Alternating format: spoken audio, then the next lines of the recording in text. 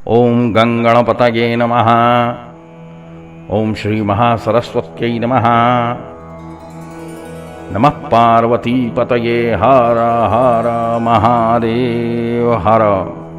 श्री काशी खंड एकादश अध्याय अर्थात श्री काशी खंड का 11वां अध्याय, जिसमें अग्नि की उत्पत्ति का वर्णन है। इसमें दोहा है कि 11 के अध्याय में अग्निलोक विस्तार, विश्वानर वर सुत जनम सकल सुलक्षण वार। तो अगस्त मुनि जो यह कथा अपनी पत्नी लोपामुद्रा को सुना रहे थे, उन्होंने अपनी पत्नी से कहा कि हे सुभगे सुकटी, हे सुभागिनी लोपामुद्रे, पुण्यशील और सुशील ने शिव शर्मा के प्रति वैश्वानर की उत्पत्ति कथा जैसे कही, उसे उसी प्रकार सुनो। अनंतर यथा समय यथा विधि गर्भाधान कर्म संपादित हुआ और विश्वानर की स्त्री शुचिस्मती गर्भवती हुई। इसके पश्चात पंडित विश्वानर ने गर्भस्फुरण के पूर्व ही प्रायः 3रे मास में पुंसत्व वृद्धि के लिए गृहयोक्त विधि के अनुसार सम्यक प्रकार से पुंसवन क्रिया को सुसंपन्न किया। फिर उस क्रिया कुशल विश्वानर ने सुखपूर्वक प्रसव होने और गर्भस्थ बालक के रूप समृद्ध्यर्थ 8म मास में सीमंतोन्नयन संस्कार कर्म संपादन किया। तदंतर उत्तम नक्षत्र, केंद्रस्थ बृहस्पति, सर्वशुभग्रह, पंचम नवम इत्यादि विषम स्थान स्थित और शुभ लग्न ऐसी बेला में विश्वानर की पत्नी शुचिस्मती के गर्भ से सब अरिष्टों का नाशक चंद्रमा के समान सुंदर मुख एक पुत्र उत्पन्न हुआ। उसके भूमिष्ठ होते ही, भूमि पर आते ही उसी की प्रभा से सूति का गृह सौरी उज्ज्वल हो गया। यह महादेव के अंश का प्राकट्य है और उसी क्षण भूमि, भुवा और स्वर्ग के निवासी लोगों को पूर्ण सुख प्राप्त हुआ। दिग्बंधुओं के मुखों को सुवासित करने वाले सुगंध से परिपूर्ण वायु बहने लगे। मेघमंडल ने सुगंधित पुष्पों की वृष्टि की और देवताओं की दुंदुभी अर्थात नगाड़ा बजने लगा। दिशाएं सर्वतोर रूप से प्रसन्न हो गईं। समस्त नदियां लोगों के चित्त के साथ साथ निर्मल हो गईं। तमोगुण अज्ञान रूप अंधकार विनष्ट हुआ और रजोगुण की धूलि राशि भी विलीन हो गई। जीव प्राणीगण सत्व और वीर से युक्त हो चले। पृथ्वी भी उस घड़ी मंगलमयी हो गई। सब लोगों की प्रीतिवर्धनी कल्याणी वाणी सर्वत्र कही गई। तो ऐसे अवसर पर सभी अप्सराएं, सभी ऋषि, महात्मा इत्यादि वहां पर उपस्थित हुए, जिनके नाम प्रसंगवश इस काशी खंड में लिए गए हैं।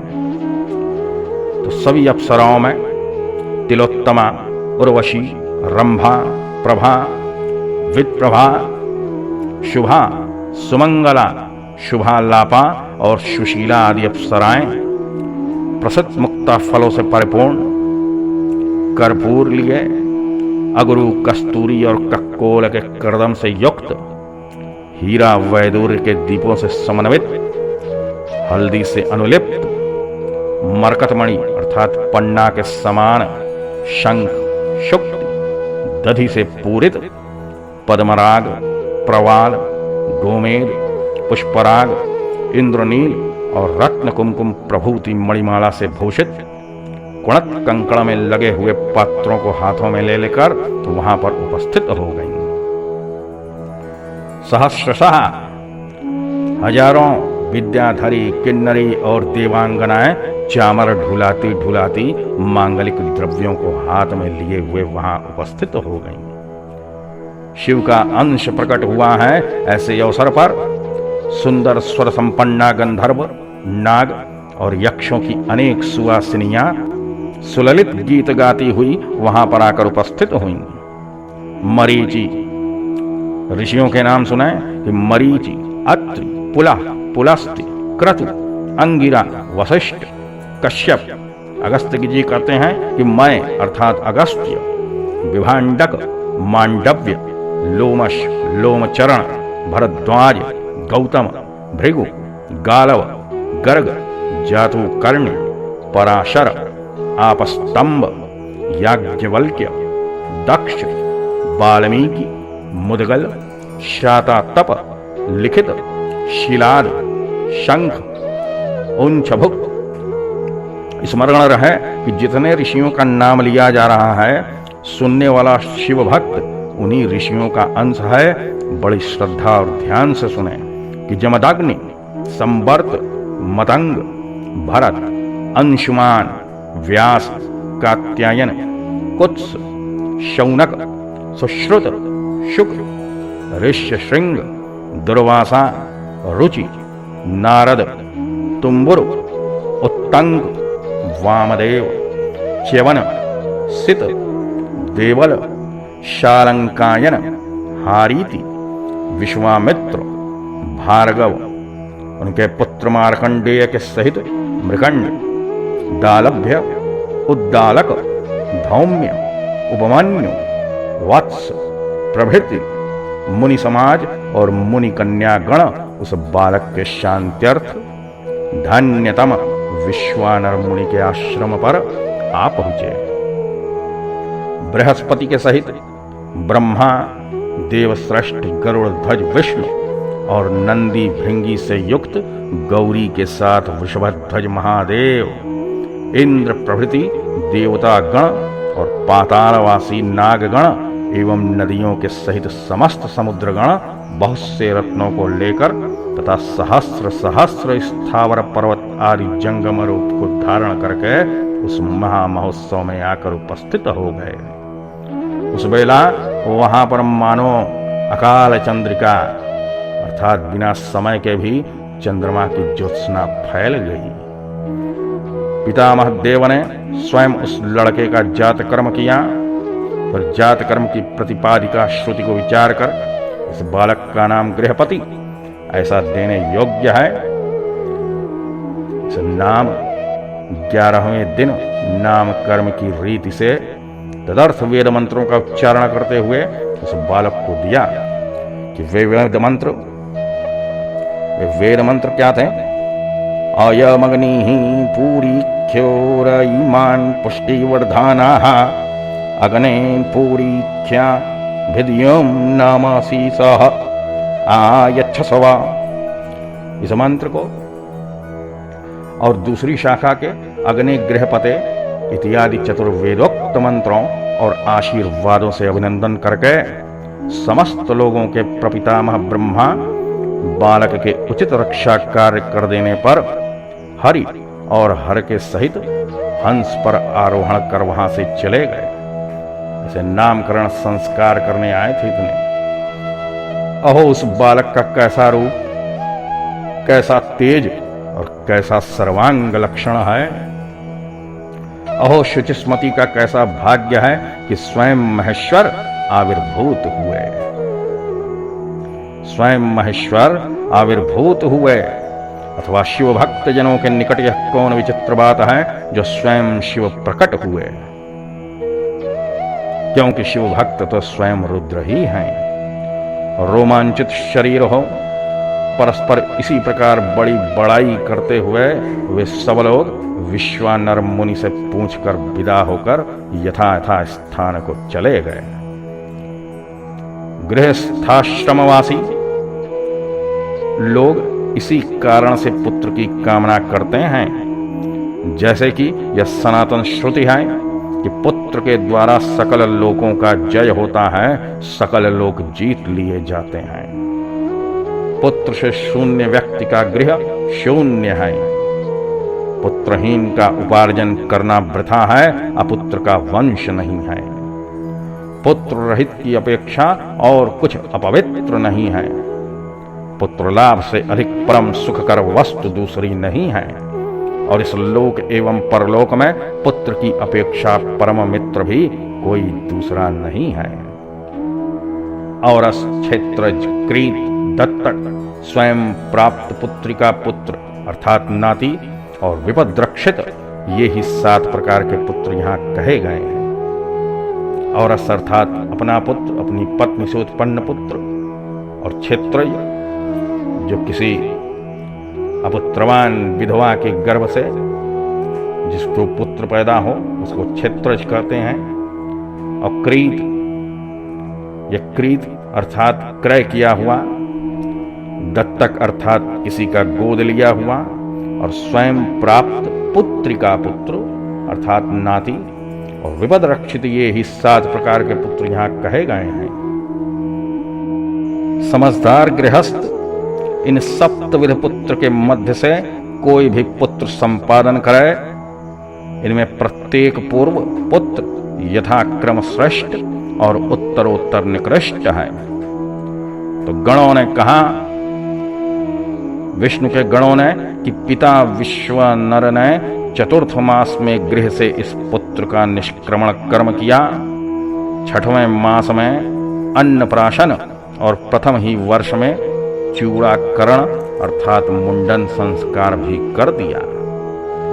इसके पीछे उस कर्म विज्ञ ने श्रवण नक्षत्र में कर्णवेद कृत्य करके ब्रह्म तेज की वृद्धि के लिए 5वें वर्ष में यज्ञोपवीत संस्कार संपन्न किया। तदंतर बुद्धिमान विश्वानर ने उपाकर्म नामक श्रावणी क्रिया के पश्चात वेदों को पढ़ाया। 3 वर्ष में विधिपूर्वक अंग, पद, क्रम के सहित चारों वेद और समस्त विद्याओं को उस शक्तिमान बालक ने विनयादि गुणों को प्रकट करते हुए साक्षी मात्र गुरु के मुख से ग्रहण कर लिया। तत्वज्ञानी स्वेच्छाचारी देवर्षि नारद ने विश्वानर के पुत्र गृहपति को 9वें वर्ष की अवस्था में माता पिता के शुश्रूषण में तत्पर देखा। नारद जी देखने लगे कि यह बालक तो माता पिता के सेवा में इतना लीन है। ऐसे 9 वर्ष के बालक को वो देखने लगे कि विश्वानर मुनि के आश्रम में उपस्थित हो, उनके दिए हुए अर्घ्य आसन आदि को क्रमानुसार वहां स्वीकार किया नारद मुनि ने और कुशल प्रश्न किया। नारद मुनि कहने लगे कि हे महाभाग विश्वानर, हे शुभव्रत शुचिस्मति, यह गृहपति बालक तुम दोनों की आज्ञा का पालन करता है। माता पिता के वचन के व्यतीत पुत्र को और अन्य तीर्थ नहीं है, देवता नहीं है, गुरु नहीं है, सत्कर्म नहीं है और अन्य धर्म भी नहीं है। माता पिता का वचन ही पुत्र के लिए प्रधान है। त्रिभुवन में पुत्र के लिए माता पिता से अधिक और कुछ भी नहीं है। गर्भ में धारण और पोषण करने के कारण माता पिता से भी बड़ी है। जननी के चरणोदक से अपना शरीर अभिषिक्त करने से गंगा के पुण्य जल स्नान से भी अधिक पवित्रता प्राप्त होती है।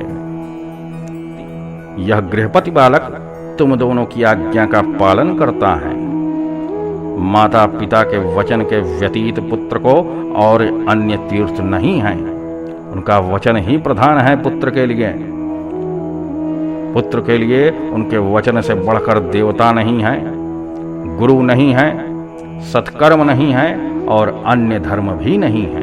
नान्य तीर्थम न वा देवो न गुरुर्न च तत्प्रिया विहाय पित्रोर्वचनम नान्यो धर्म सुतस्य ही न पित्रोरधिकम किंचित त्रिलोक्यातनयस्य ही गर्भधारण पोषाभ्याम पितुर्माता गरीयसी। त्रिभुवन में पुत्र के लिए माता पिता से अधिक और कुछ भी नहीं है। गर्भ में धारण और पोषण करने के कारण माता पिता से भी बड़ी है। जननी के चरणोदक से अपना शरीर अभिषिक्त करने से गंगा के पुण्य जल स्नान से भी अधिक पवित्रता प्राप्त होती है।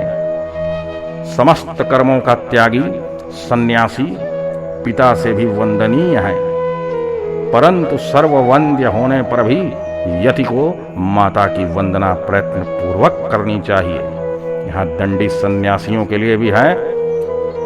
पिता तो वंदनीय है, पिता से तो वंदनीय है, परंतु सर्ववंद्य होने पर भी यति को माता की वंदना प्रयत्न पूर्वक करनी चाहिए। माता पिता का परितोष करना ही अतिउग्र तपस्या, परम व्रत और सर्वोत्कृष्ट धर्म है।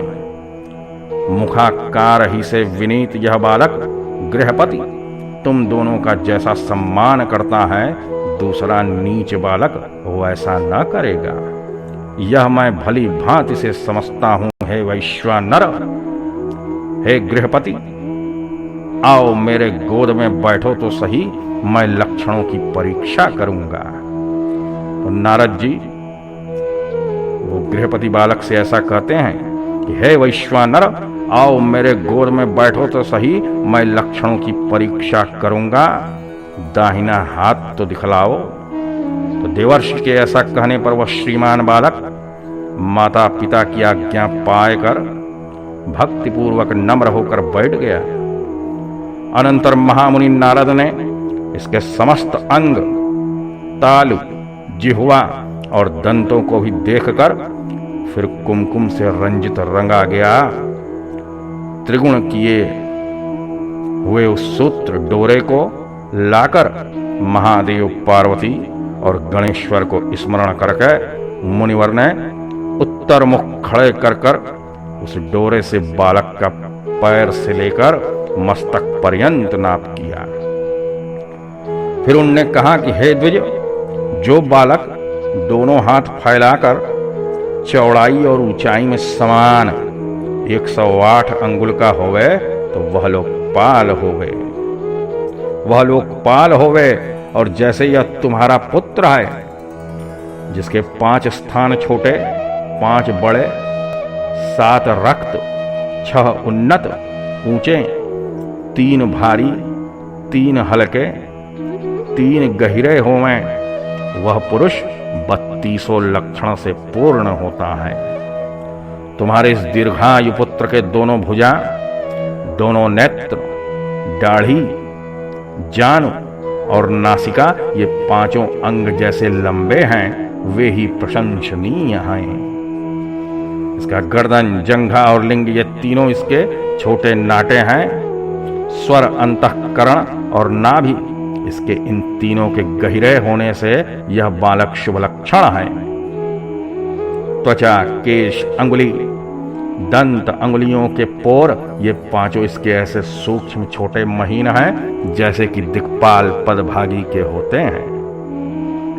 इस बालक के वक्ष, उदर, ललाट, स्कंध, हस्त और मुख, ये 6 स्थान ऐसे ऊंचे हैं जिससे यह बड़ा ऐश्वर्यशाली होवे। दोनों हाथों की हथेली, दोनों आंखों के कौने, तालु, जीभ, नीचे का ओठ और नख, इन 7 के लाल रंग होने से राज्य सुख लाभ प्राप्त है। इस लड़के का ललाट, कमर और वक्षस्थल अर्थात छाती, ये तीनों ऐसे विस्तीर्ण हैं जिनके द्वारा यह अवश्य सर्वतेजोत्तीत ऐश्वर्य को प्राप्त होगा, अन्यथा नहीं होगा। इस शिशु के बिना कामकाज किए ही कछुए की पीठ, ऐसे कठोर कड़े दोनों हाथ और मार्ग विषयक परिभ्रमण में अति कोमल चरण द्वय, दोनों चरण राज्य लाभ के हेतु हैं, जिसके होने से दीर्घायु होता है। इस बालक को भी वही पूरी तर्जनी की जड़ से लेकर कनिष्ठा अंगुली के पृष्ठमणि तक चली गई रेखा दिखाई पड़ती है। अतिमांसल, रक्त तल के समान सूंधे, अति स्थूल, मोटे नहीं, सुंदर समान घुटका वाले, स्वेद से रहित और चिकने, इसके दोनों चरण ऐश्वर्य सूचक हैं। तुम्हारा यह लड़का लाल और थोड़ी हस्त रेखाओं के द्वारा सदा सुखी होगा और कृश एवं ह्रस्व, पतला छोटा लिंग होने से राज होवेगा। इसके एड़ी और कटी, मांस पिंड, ऊंचे आसन के योग्य हैं और इसकी नाभि भी गोल दक्षिणावर्त और रक्त वर्ण है। ये सब भी महत ऐश्वर्य को सूचित करते हैं। यदि इस बालक की मूत्रधारा दाहिनी ओर जावे और वीर्य में मछली और मधु शहद का गंध होवे तो यह नरपाल होवेगा। इसके विस्तीर्ण मांसल चिकने दोनों कटिप्रोत सुख सूचक हैं। सुंदर गठन, आजानुलंबित भुज युगल दिक्पाल के योग्य हैं।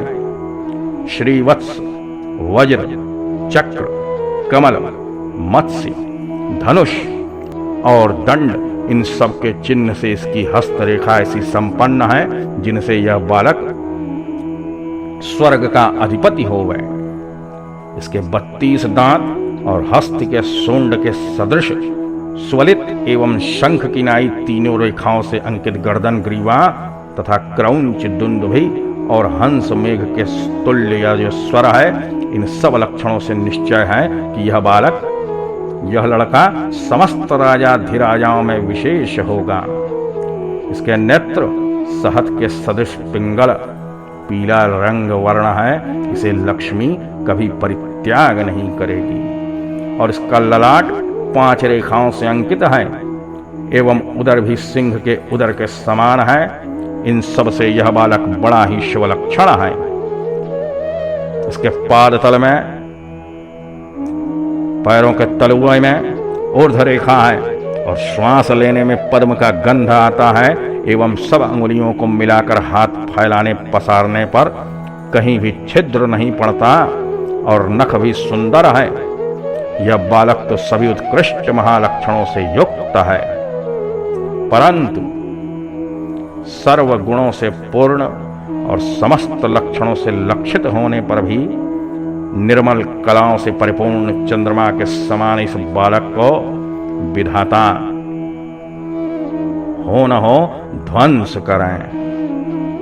अतएव सब प्रकार से प्रयत्न पूर्वक यह बालक रक्षणीय है, क्योंकि विधाता के टेढ़े हो जाने पर गुण भी दोषता को प्राप्त हो जाता है।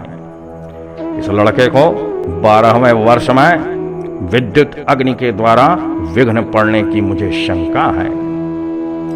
ये शंका दिला दिए नारद जी, और ऐसा कहकर बुद्धिमान नारद मुनि यथागत चले गए। तो पत्नी के सहित विश्वानर मुनि ने नारद ऋषि का यह वचन सुनकर उसी घड़ी दारुण वज्रपात का दुख मान लिया। विश्वानर हाँ हतोस्मि कहते हुए छाती पीटने लगे और भावी पुत्र शोक से व्याकुल होकर बड़ी मूर्छा को प्राप्त हुए। और शुचिस्मती भी अत्यंत व्याकुल इंद्रियों से दुखार्त होकर हाय हाय करती हुई आर्तस्वर से अतीव दुस्सह रोदन करने लगी कि हाँ शिशो, हाँ गुणनिधे, हाँ पिता की आज्ञा पालक, हाय मुझसे अभागिनी के जठर में तुम क्यों आए? हे बेटा, मुझे तुम ही एकमात्र पुत्र हो। तुम्हारे गुण रूपी तरंगों से भरे हुए शोक सागर से निपतित, शोक सागर में गिरी मुझको तुम्हारे बिना दूसरा कौन रक्षा करेगा? हाँ बच्चे, हाँ सुपवित्र, हाँ कमल के समान विस्तृत नयन, हाँ लोकलोचन रूपी चकोर के चंद्र, हाँ तात, हाँ पिता के नेत्र रूपी कमल के सूर्य, हाँ माता के मेरे सहस्रों उत्सव सुख के एकमात्र कारण, हाँ पूर्ण चंद्रमुख, हाँ कोमल नख उंगली वाले प्रिय वचन सुधा सागर, आह बच्चा गृहपते, मैंने कितने दुख उठाकर तुमको पाया और तुम्हारे पाने के लिए क्या क्या नहीं किया। हाय बेटा, तुम्हारे हेतु किन किन देवताओं की पूजा नहीं की, किन किन तीर्थों में वास नहीं किया। अरे पुण्य मात्र से लभ्य बच्चे, तुम्हारे लिए कौन नियम, औषधि, मंत्र और यंत्रों की साधना नहीं की। अरे संसार सागर के नौका रूप पुत्र, दुख के भार को हरण करो। हे सुख समुद्र, अपना मुख चंद्र दिखलाओ बेटा, तुम ही हम लोगों के पुण्डाम नरक रूपी समुद्र के सोखने वाले बड़वा नल हो। अपने वचन रूप अमृत सेचने से निज पिता को जिलावो। हाय, इस भावी अमंगल को जानकर भी क्यों सब देवता गण तुम्हारे जन्म महोत्सव में एक साथ मिले, और फिर क्यों एक ही स्थान में सकल गुणशील कला कलाप सौंदर्य और सुलक्षणों की परीक्षा कर परम हर्षित हुए। हे शंभो महेश करुणाकर शूलपाणे, आपको वेदज्ञानी लोग मृत्युंजय कहते हैं। तब आपके दिए हुए बालक पुत्र को यदि काल का घात होवे तो कहो संसार में किसका निपात न होवेगा। हाय हाय, हे विधाता, आपने बड़े प्रयत्न से उस संसार के तापहारी बालक को अगाध मध्य उत्तम रत्नसार प्रबल विशाल गुणसागर और मेरा समीपवर्ती क्यों निर्माण किया। हे काल, क्या तुम्हारी रानी पुत्रवती नहीं है, अथवा उसके पुत्रवती होने पर भी पुत्र का मुखचंद्र तुम्हारी कालता अंधकार नाशकत्व को नहीं दूर कर सकता। नहीं तो हे वज्र समनिष्ठुर, कमल दंड के सदृश अति कोमलांग बालक पर कठोर कुठार तुल्य दंष्ट्राघात क्यों करते।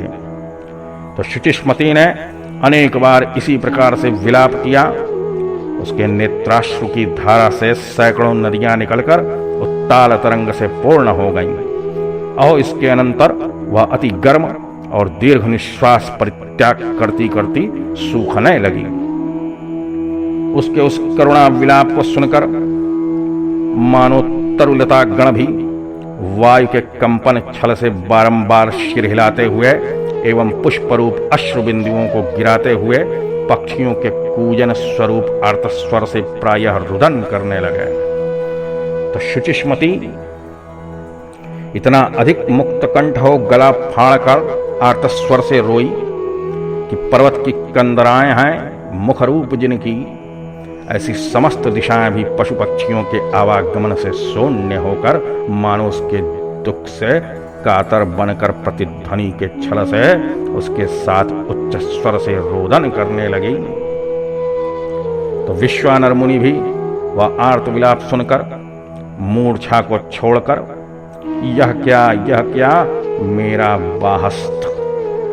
मेरा बाहरस्थ प्राण अंतरात्मा का स्थान सकल इंद्रियों का स्वामी गृहपति कहाँ है, उच्च स्वर से कहते हुए उठकर बैठ गए।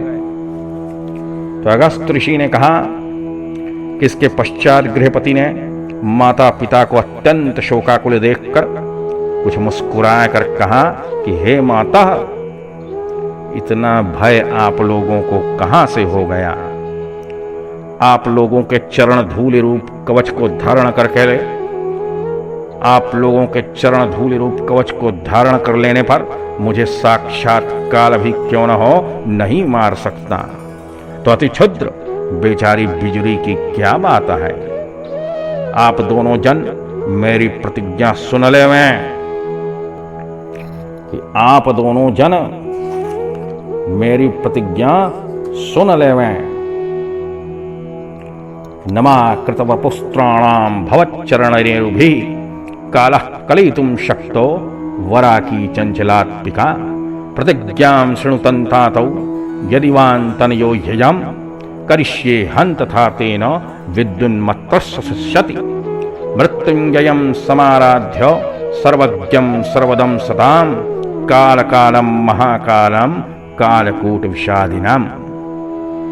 तो आप लोग मेरी प्रतिज्ञा सुन लेवें कि यदि मैं आप लोगों का पुत्र हूं तो सर्वज्ञाता सज्जनों के सर्वाभीष्टदाता कालकूट नामक महाविष के भोक्ता काल के भी काल महाकाल मृत्युंजय की आराधना करके ऐसा कर्म करूंगा कि विद्युत भी मुझसे डरने लगेगी। तो दोनों वृद्ध द्विज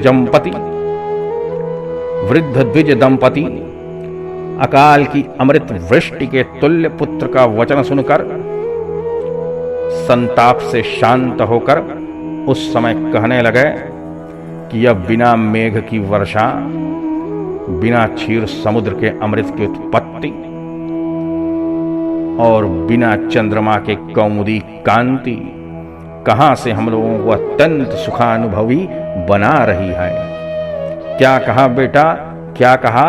फिर कहो, क्या काल भी नहीं मार सकता? अति क्षुद्र विद्युत की क्या बात है? सचमुच हम लोगों के ताप नाशनार्थ यह देवदेव मृत्युंजय की आराधना रूप बड़ा भारी उपाय तुमने बतलाया। तो बेटा, तो फिर मनोरथ पथ से अतीत फलदाता काल विनाशी महादेव ही के शरण जाओ। इससे बढ़कर हित कर दूसरा कुछ भी नहीं है। हे तात, पूर्व काल में त्रिपुरारी ने कालपाश में बद्ध श्वेत केतु की जिस रूप से रक्षा की थी, क्या तुमने नहीं सुना है? 8 वर्ष की अवस्था के बालक मृत्युग्रस्त शिलाद मुनि के पुत्र को भगवान शिव ने रक्षित कर जगदानंदी नंदी को अपना पारिषद बना लिया। क्षीर समुद्र के मंथन से उत्पन्न प्रलयाग्नि के सदृश घोर हालाहल महाविष को पान कर उनने त्रिभुवन को बचा लिया। त्रैलोक्य की संपत्ति के हर्ता महाभिमानी जालंधर नामक असुर को जिनने चरणांगुष्ठ की रेखा से उत्पन्न चक्र के द्वारा काट डाला, फिर जिस धूर जटी देव ने विष्णु को बाण रूप बनाकर उसी एक बाण के गिरने से उठे हुए अग्नि के द्वारा पूर्व युग के त्रिपुर को दग्ध किया, तम ब्रह्माद्येक कर्तारम मेघवाहनम अच्युतम प्रयाहि पुत्र शरणम विश्वरक्षामणिं शिवम पित्रोरनुज्ञातां प्राप्येति प्रणम चरणौ तयो पदक्षणमुपावृत्य बहुआश्वास्य विनिर्ययौ।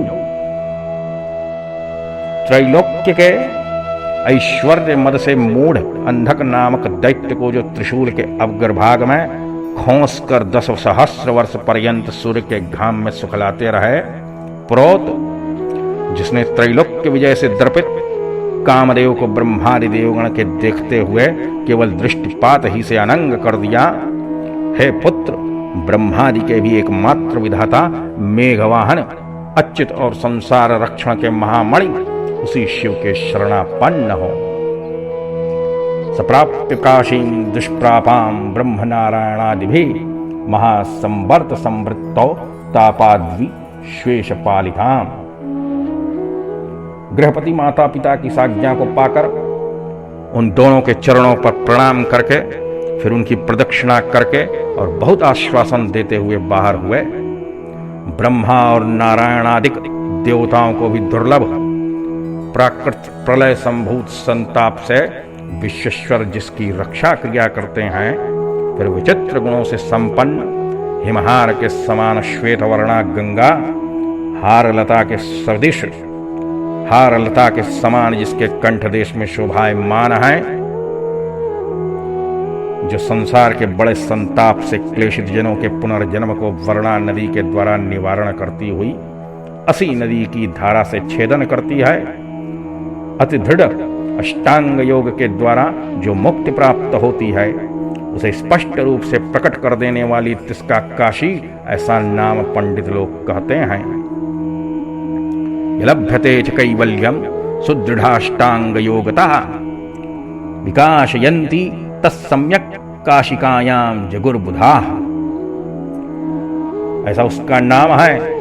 उसी काशी में प्राप्त होकर वह गृहपति संसार के दुखों से संतप्त कर्ण पर्यंत फैले हुए नेत्रों से दर्शन करता करता प्रथम ही मणिकर्णिका पर जा पहुंचा।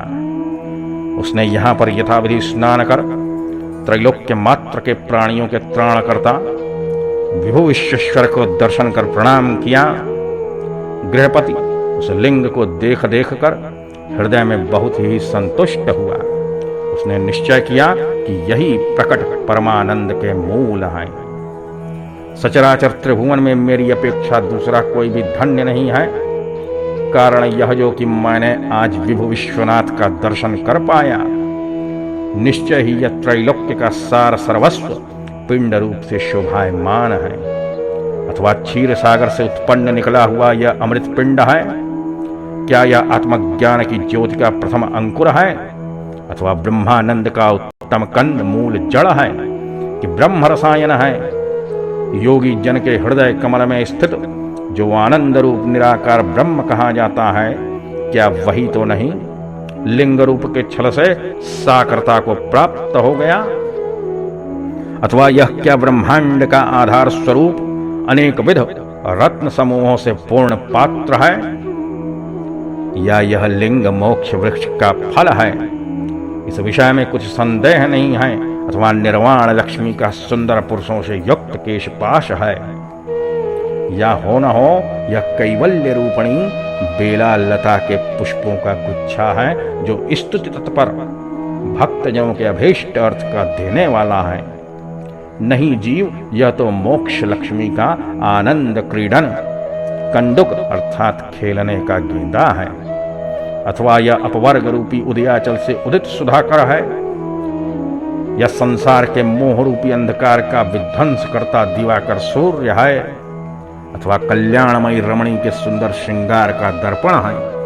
ओहो, ठीक है, अब समझा, और कुछ नहीं है। सब देहदारियों के बहुतर कर्म बीजों का आश्रय या अद्भुत बीज पूर का फल बिजौरा नींबू है, क्योंकि इस निर्वाण मुक्ति प्रद लिंग में कर्म नामक समस्त विश्व बीजों का लय हो जाता है।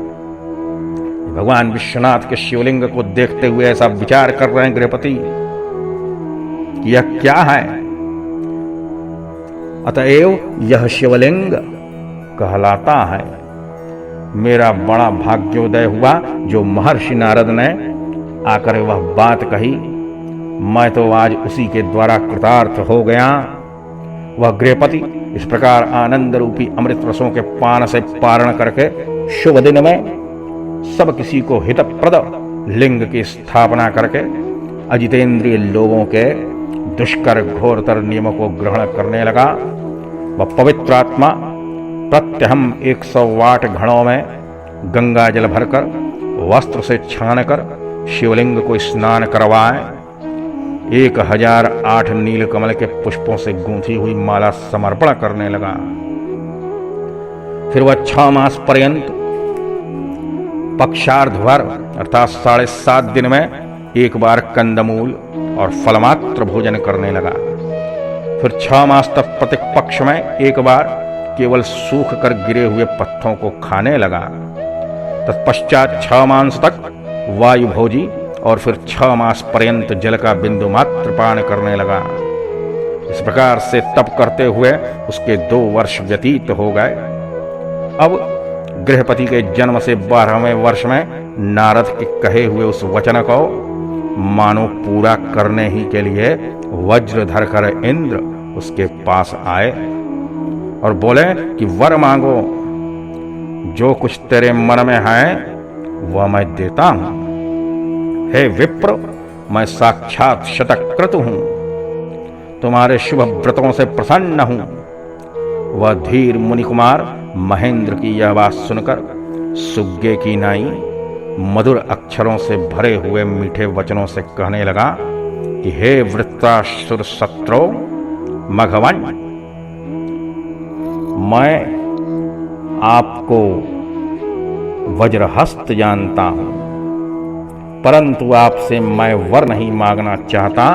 मेरे वरदाता शंकर हैं, मोहि देने वाला एक शंभ बैल वाला है। इंद्र कहने लगे कि लड़के, मुझसे भिन्न दूसरा कोई शंकर कल्याण करता नहीं है। मैं ही सब देवताओं का देवता हूं, उनका स्वामी हूं। अतएव तू लड़कपन त्याग कर मुझसे वर की प्रार्थना कर। तो उस ब्राह्मण बालक ने कहा कि हे अहिल्या के जार, असाधो, गोत्र शत्रु, पाक शासन, जाओ। मैं तो स्पष्ट ही कह रहा हूं कि पशुपति के भिन्न अन्य किसी देवता से मैं कुछ भी प्रार्थना नहीं करना चाहता। तो इंद्र ने बालक के इस वचन को सुनते ही क्रोध से रक्त नेत्र हो घोर भयंकर वज्र उठाकर उस लड़के को डरवा दिया। अब वह बालक सैकड़ों बिजली के ज्वाला से परिपूर्ण वज्र को देखकर नारद के वचन को स्मरण करता हुआ भय से विह्वल होकर मूर्छित हो गया। तदंतर तमो विनाशी गौरीपति भगवान शंभु, उठ उठ तेरा मंगल होवे, उठ उठ तेरा भला होवे। ऐसा कहते और हाथों के स्पर्श के द्वारा मानो उसे संजीवित करते हुए वहां पर प्रकट हो गए।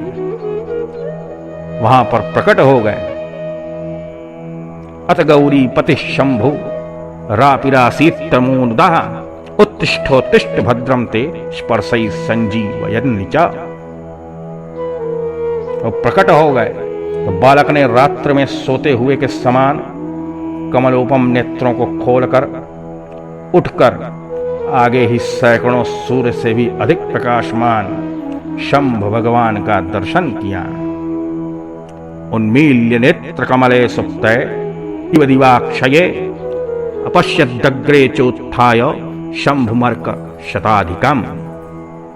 ललाटलोचन नीलकंठ वृषभध्वज भाले लोचनमालोक्य कंठे कालम वृषध्वजम् वामांग सन्निविष्टाद्रि तनयं चंद्रशेखरम्। कपर्देन विराजन्तं त्रिशूला जगवायुधं स्फुरत्कर्पूर गौरांगं परिणद्ध गजादियम्। परिज्ञाय महादेवं गुरुवाक्यति आगमात् हर्षवाष्पाकुलस्सन्न कंठो रोमांच कंचुका। ललाटलोचन नीलकंठ वृषभध्वज जटाजूट से मंडित चंद्रशेखर त्रिशूल पिनाक प्रहरणधारी उज्जवल कर्पूर के समान गौरांग गजचर्म परिधान एवं वामांग में पार्वती आसीन ऐसा रूप देखकर वह गृहपति गुरुओं के वाक्य और शास्त्र से महादेव को पहचान कर हर्ष बाष्पाकुल रुद्ध स्वर से रोमांचित शरीर एवं अपने ही को भूलकर वह क्षणमात्र कठपुतली की नाई निस्तब्ध भाव से चुपचाप खड़ा रहा। तदंतर वह बालक जब स्तुति करने नमस्कार करने और कुछ निवेदन करने में भी समर्थ नहीं हुआ, तब शंकर ने कुछ मुस्कुरा कर कहा। तो ईश्वर बोले कि बच्चे, अहो गृहपति, उद्यत वज्रपाणी शक्र से तुम डर गए हो, यह मैं जानता हूं। अब मत डरो, यह तो मैंने तुम्हारी परीक्षा की थी। मेरे भक्त के ऊपर इंद्र वज्र को कौन कहे, साक्षात यमराज का भी प्रभुत्व नहीं है। मैंने ही इंद्र रूप से तुम्हें डरवाया था। हे भद्र, मैं तुम्हें वर देता हूं कि आज से तुम अग्निपद के भागी हो और तुम ही सब देवताओं के मुख होगे। हे अग्नि, तुम सब भूतों के अंतश्वारी हो गए, तुम सब भूतों के अंतश्चारी हो गए। धर्मराज और इंद्र के मध्यवर्ती दिक्पाल होकर तुम राज्य लाभ करो।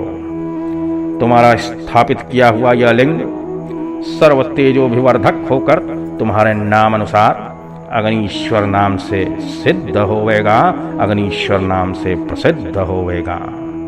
जो कोई अग्निश्वर का भक्त होगा उसे कभी बिजली के अग्नि का भय न होगा, न मंदाग्नि का डर रहेगा और अकाल मृत्यु भी कभी नहीं होगी। काशी में समस्त सिद्धि के दाता अग्निश्वर की पूजा करने पर दैवात यदि कहीं कोई मरे तो अग्निलोक में सादर निवास प्राप्त करता है। उस कल्प के बीत जाने पर फिर काशी में प्राप्त होकर मुक्ति लाभ करता है।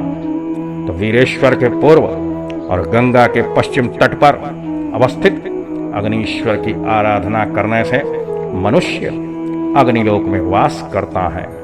हे दिक्पाल, तुम माता पिता मित्र बंधु और स्वजनों के सहित इस विमान पर चढ़कर यूं ही चले जाओ।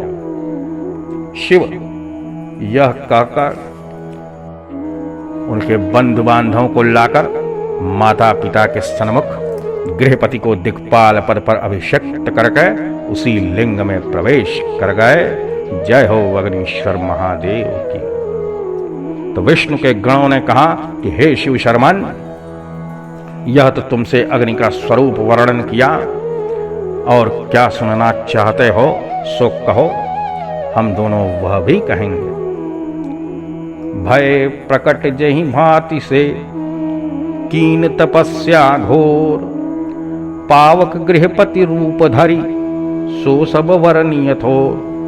इस प्रकार से श्री स्कंद पुराण के चतुर्थ काशी खंड के पूर्वार्ध में भाषा टीका अग्निपत्य वर्णम सांब सदाशिव श्री काशी विश्वनाथ को अर्पण है। महादेव इसको ग्रहण करें।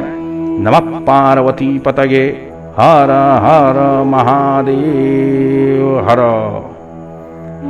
इस प्रकार से यह अध्याय यहाँ पर समाप्त हुआ। अगले अध्याय में 12वें अध्याय में नैऋत्य और वरुण लोकों का वर्णन है। भगवान शंकर के स्वरूप का सभी शिव भक्त चिंतन करें और नाम जप करते रहें। ओम नमः शिवाय।